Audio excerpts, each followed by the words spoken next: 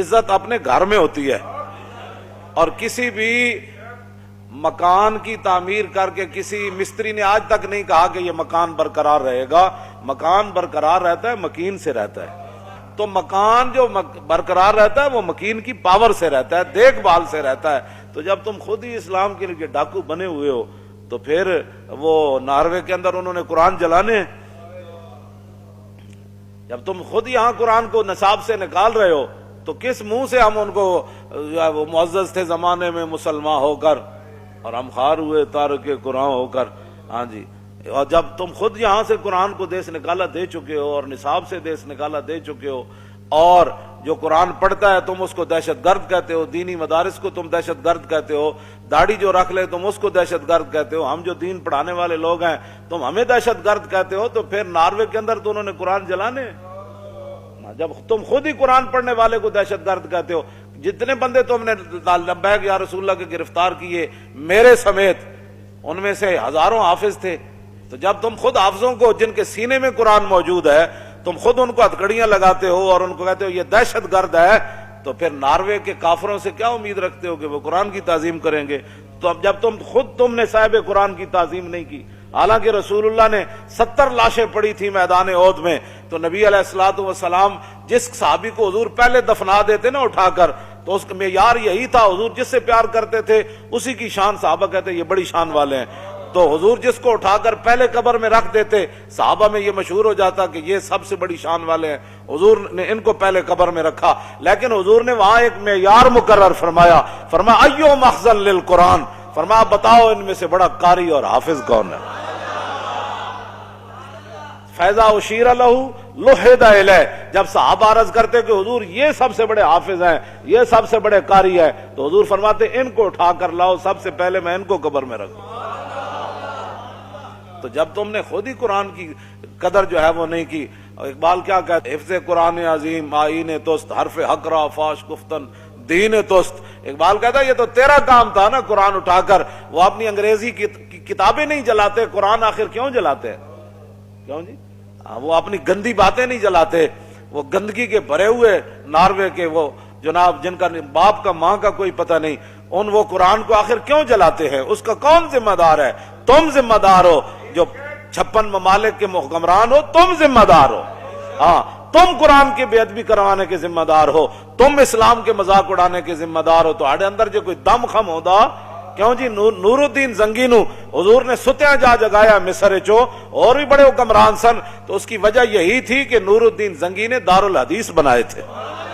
ہاں جی، بڑی بڑی عمارتیں تعمیر کرائی تھی کہ یہاں بیٹھ کر شیخ الحدیث حضور کی حدیثیں سنائیں، رسول اللہ کے فرامین سنائیں. ان کو لاکھوں لاکھوں روپے مولویوں کو تنخواہیں دی، بڑے بڑے علماء کو، محدثین کو، کہا کہ آپ کا اور کوئی کام نہیں ہے، جو چاہے میں دوں گا، لیکن یہاں بیٹھ کر حضور کی حدیث پڑھاؤ. تم نے اہل قرآن کی کیا عزت کی ہے؟ حضور نے تو قرآن ہی کو علم قرار دیا.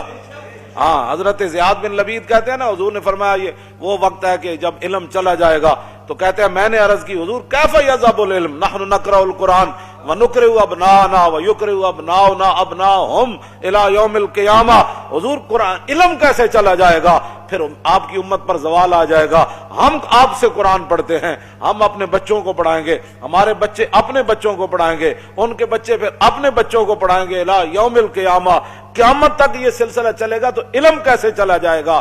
حضور نے فرمایا او زیاد، میں نے تو سمجھا تھا تو بڑا سمجھدار آدمی ہے، مدینہ منورہ میں تیری ماں تجھے روئے، یہ کیا بات تو نے سمجھ لی؟ اب الیس ھذا الیہود والنصارى یقرؤون التوراۃ والانجیل ولا یعملون بشیء فیہما. فرمایا یہ تمہارے سامنے یہود و نصارہ موجود ہیں، تورات بھی پڑھتے ہیں، انجیل بھی پڑھتے ہیں، لیکن جو اس میں لکھا ہے اس پر عمل نہیں کرتے. تو فرمایا میری امت قرآن ضرور پڑھے گی لیکن عمل نہیں کرے گی، تو علم چلا جائے گا. بتاؤ، یہاں تو قرآن دیکھ کر امت کو پڑھنا نہیں آتا. جن کو دیکھ کر قرآن نہیں پڑھنا آتا، ان کو کیا سمجھنا ہے کہ جناب فَبِأَيِّ آلَاءِ رَبِّكُمَا تُكَذِّبَانِ کا کیا معنی ہے؟ کل من علیہا فان ویبقی وجہ ربک ذو الجلال والاکرام کا کیا معنی ہے؟ وَلِمَنْ خَافَ مَقَامَ رَبِّهِ جَنَّتَانِ فَبِأَيِّ آلَاءِ رَبِّكُمَا مَا تُكَذِّبَانِ ذَوَاتَا أَفْنَانٍ وَمِن دُونِهِمَا جَنَّتَانِ ان چیزوں کا ان کو کیا پتہ ہے؟ اذا وقعت الواقعۃ ليس لوقعتها كاذبہ خافضۃ رافعۃ اذا رجت الارض رجا وبست الجبال بسا فكانت هباء منبثا وكنتم ازواجا ثلاثا سبح لله ما في السماوات وما في الارض وهو العزيز الحكيم يا ايها الذين امنوا لم تقولون ما لا تفعلون كبر مقتا عند الله ان تقولوا ما لا تفعلون تبارك الذي بيده الملك وهو على ان کو کیا پتہ ہے میں کیا پڑھ رہا ہوں؟ ہاں جی، جب آپ نے خود ہی قرآن کے ساتھ ایسے کیا تو آپ جناب جی وہ ناروے والے جلاتے ہیں ان سوروں کا علاج تو آج بھی یہی ہے، رسول اللہ کی ظاہری حیات سے لے کر قیامت تک انگریزوں کا ہو یا مودی کا ہو یا بدھ متوں کا ہو، ایک ہی علاج ہے، وہ جہاد فی سبیل اللہ ہے بس۔ اس کے علاوہ جتنی مرضی کو مقالے لکھے، کیوں جی 50 جلدیں لکھ دے قرآن کی تعظیم پر، ان کو کیا پتہ ہے؟ وہ ایک ہی بولی سمجھتے ہیں، وہ خالد بن ولید کی تلوار کو سمجھتے ہیں، ہاں وہ ایک ہی بولی سمجھتے ہیں، وہ حضرت کاکا کی شجاعت کو جانتے ہیں، وہ ایک ہی بولی سمجھتے ہیں، حضرت شرحبیل کی غیرت کو جانتے ہیں، وہ ایک ہی بولی سمجھتے ہیں، وہ نور الدین زنگی کی وہ عشق رسول کو جانتے ہیں، ہاں وہ ایک ہی بولی سمجھتے ہیں، وہ صلاح الدین ایوبی کا وہ فقیرانہ لباس کے اندر بیت المقدس کو فتح کرنا سمجھتے ہیں، ان کو یہ نہیں پتا، ہاں ان کو اس ایک ہی بولی کا پتہ ہے۔ لیکن وہ بولی تو مسلمان اقبال کہتا ہے جو سرور حق و باطل کے کارزار میں ہے، تو جب بیگانہ ہے حرب و ضرب سے تو تجھے کیا پتہ ہے؟ ہاں جی کہتا ہے جیڑا لطف لڑن تے مرن تے مارن نال آندا ہے نا، ان اللہ اشترى من المؤمنین انفسهم واموالهم بان لهم الجنہ یقاتلون فی سبیل اللہ فیقتلون ویقتلون۔ مسلمان تو ہر مسئلے میں فائدے میں ہے، مر جائے تب بھی فائدہ، مار دے پھر بھی فائدہ، یہ تو قرآن کی نص ہے، یقتلون و یقتلون، کیوں جی؟